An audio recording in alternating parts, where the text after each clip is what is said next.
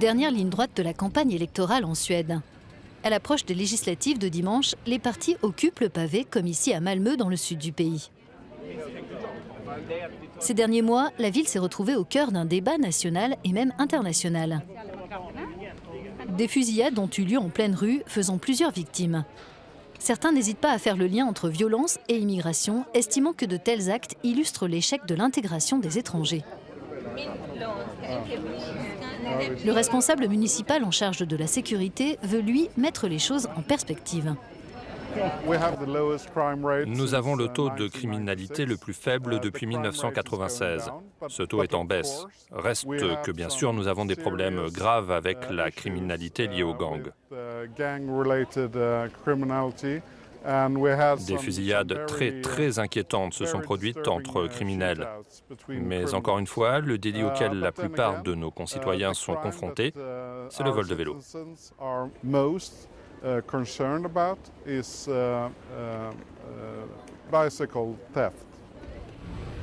La plupart des fusillades ont eu lieu dans des quartiers où vit une plus forte proportion de personnes d'origine étrangère, ce qui alimente le discours extrémiste des représentants des démocrates de Suède, parti anti-immigration.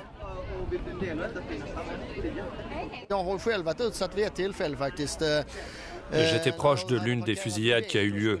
Je venais de garer ma voiture, je suis parti, et environ 15 secondes après, il y a eu des tirs.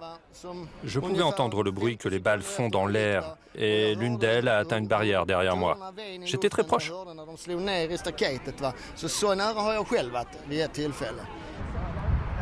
Ce quartier de Rosengård à Malmö est souvent décrit comme le plus dangereux de la ville. On le qualifie parfois de zone interdite d'accès.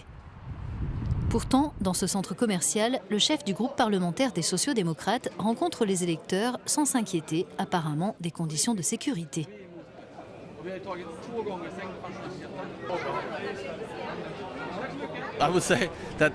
Du point de vue de la police, quand les gens parlent de zone interdite, de no-go zone, pour la police, c'est plutôt une go zone.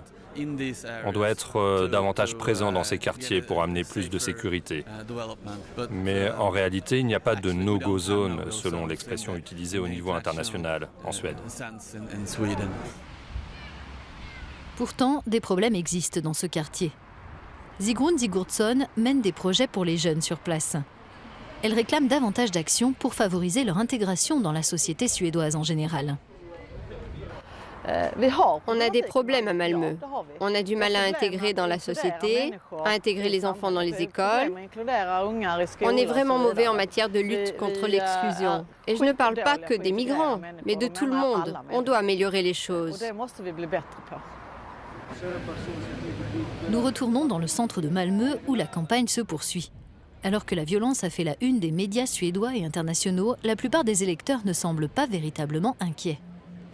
Évidemment, il y a de la violence dans certains quartiers, mais ce n'est pas tout le temps. C'est calme aussi souvent. Je me sens vraiment en sécurité ici. Je suis contente d'être là, les gens sont sympas.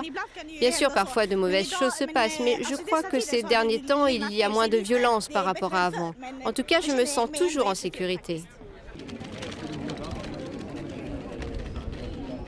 Évidemment, Malmö n'est ni une dangereuse no-go zone, ni un paradis de l'intégration, mais se situe probablement quelque part entre les deux. Il est clair que ces fusillades qui ont eu lieu dans certains quartiers de la ville font beaucoup parler dans le pays et on estime que cela favorise les démocrates de Suède, le parti anti-immigration. Mais combien de points ont-ils véritablement gagné dans l'opinion en surfant sur ce thème et sur d'autres? Réponse à l'issue du vote.